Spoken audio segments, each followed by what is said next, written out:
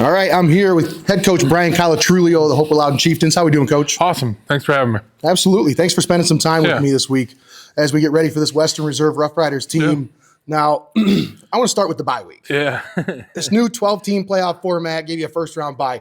How did you approach that last week in terms of keeping the guys sharp while just still getting some rest? Yeah, we kind of went back to almost a camp two-a-day type mentality where you're really not preparing for anybody. You're just you're doing your basics, and we didn't do a lot of team or scheme stuff. We did a lot of drill work, a lot of small group stuff, a lot of stuff in the kick game that again when you're in the role of the season week after week after week, it's a lot of focus on scheme. Okay, what does this team do? What are we going to do to attack that? To do some drill work in the kick game and to do a lot of that stuff on offense and defense was big for us. I thought we made great use of it. It's a little bit different, and I'm sure every coach who had a bye, if they win, is going to love it. If they lose, it's going to be because of that. So I think it's the right number. I still think 12 is the right number. You look around the state. Other than Division I, you've eliminated a lot of the teams with the losing records. And I think there was statewide. I think there was 2 7-3s that didn't make it.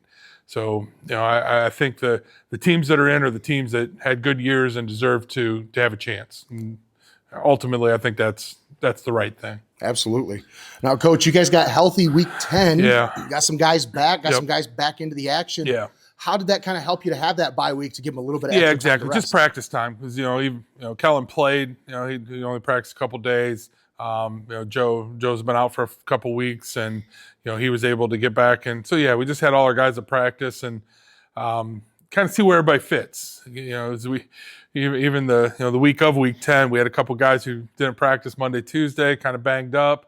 And so we were just kind of winging it. So really to lock in what guys' roles are, where they all fit, and try to make use of. Again, we got a lot of guys that are really good with the ball in their hands now, and we want to make sure that we're making the best use of all of them. Now you finished the regular season 9-1, another strong year. Yep.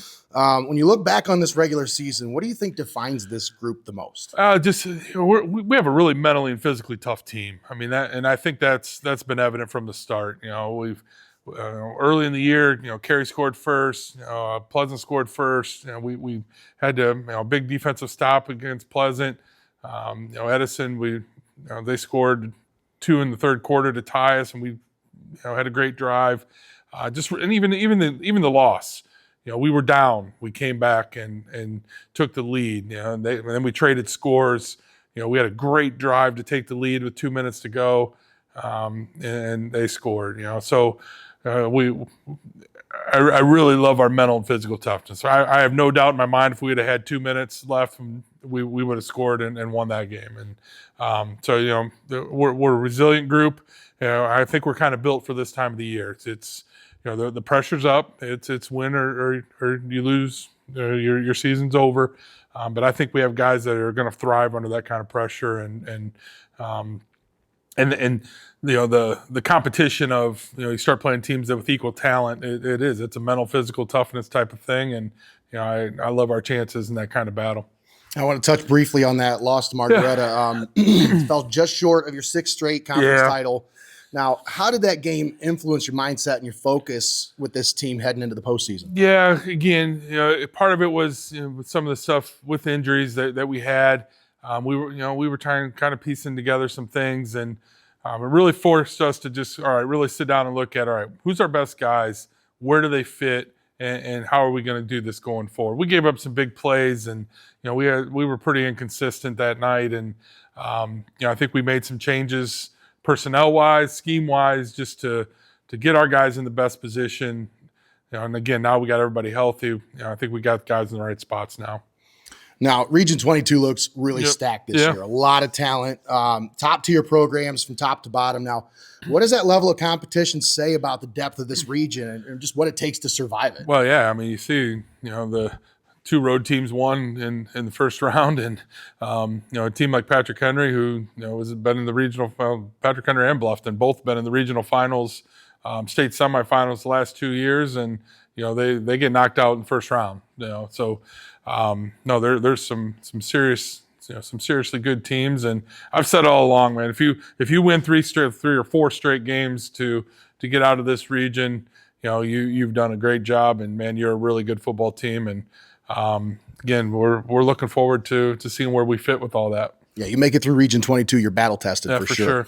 Yeah. Now let's talk about this matchup with Western Reserve. Yeah.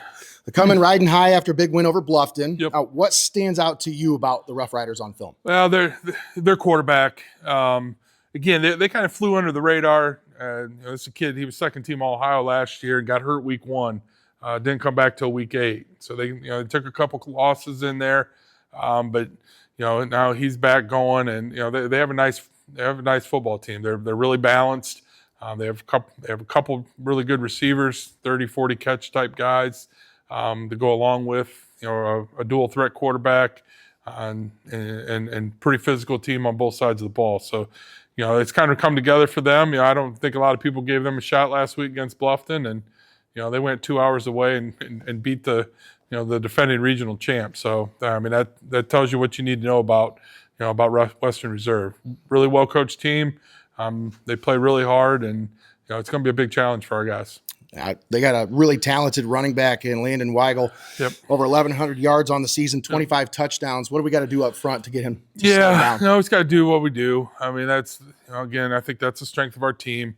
If we can slow the run game and try to make them one-dimensional, now you can do some stuff. You can mix some coverages and get after the quarterback a little bit.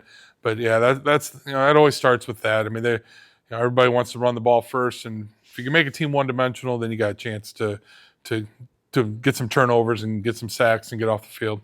How do you feel about how your offense matches up with that Well, defense? It's just the opposite, right? So for us to be successful, we want to control the line of scrimmage, run the football, and then that opens up a lot of our play action and some of our big play stuff that comes off the pass game. If you're running the ball successfully, then you got a chance to have that balance. And so yeah, it's about the line of scrimmage on both sides of the ball. And your offensive line has really been a strength for you. Both sides of the ball on the line, really been a strength for you this year.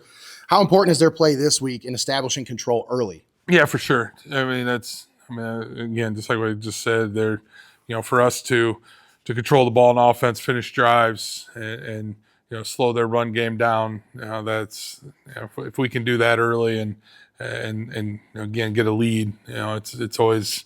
With our offensive line, our guys running the ball, we're pretty good front runner, and we can control the game if we get a lead. Absolutely. Now, this Roughriders team, they like to load the box. Yep. They want to make you earn it through the air. Yep. How confident are you in Jacoby and Kellen being able to air it out? Oh yeah. No, again, we've been really good. Those guys. I mean, we're completing over 70% of our passes for the entire year.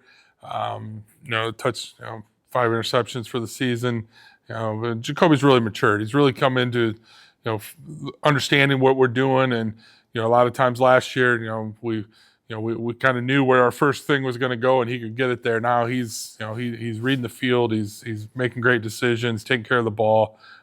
He's had a really good year for us. And like I said, when we got Kellen and Jason and Brody running it and, Jack Brody and Evan as receivers, when we got all that going, we can be a load to defend. Absolutely. Now, what's been the biggest message to your team this week at practice? Yeah, just a sense of urgency. It changes. I can guarantee them 10 weeks. It doesn't matter what happens. I can guarantee you there's a next week. And we can't do that now. So that, that sense of urgency of playoff football our kids like each other. They like coming to practice. They like being around each other. And, we want to keep this going as long as we can. And, we have to approach the week like that. And so far it's been a great week. And I fully expect us to play a really good football game Friday night. Now, if you want to be playing football next week, what are the keys to victory on Friday night? Take care of the football. Don't turn it over. Convert third downs and win the kick game. I mean, that's the formula in a big game. And we'll see what we can do. All right, Coach, what's the message to Chieftain Nation? Come out. It's going to be a nice night. Rain's going to end early, so it's going to be a good night for football Friday night. And come out, watch our team, and support our kids, and be a part of our community, and hopefully cheers to victory. All right, I am here with Mason Reinhart and Aiden Ewald, seniors, this Hopewell-Loudon Chieftains team. How are we doing, guys? Pretty good. Good. It was an excellent bye week. We worked on the little stuff, fine-tuned everything, and it definitely helped get everybody in position, get everybody like refreshed, healed up, helped us quite a bit. I mean, it gets our guys rested up, which is really nice. But not knowing who we're going to play is kind of rough because we have to prepare for both teams. It was weird. It was regular season. We always know who we're going to have next week. It's easy to go into the week knowing, watching film on the weekend, getting ready. And this week we kind of had to watch both. We all went to the game on Friday, watched, so that was nice. You got to see what they actually look like in person. It was different watching it at the game instead of on the computer all the time. I mean, it's amazing. We have home field advantage, and we don't have to travel far, which is nice. They're a solid team, that's for sure. Their defense, they got a good front, got a lot of fast guys. Their linebackers are good, and got a lot of preparing to do. Have a solid team we're going against. So, controlling the front, it's pretty much the O-line, D-line. That's a big part in playoffs. I know that.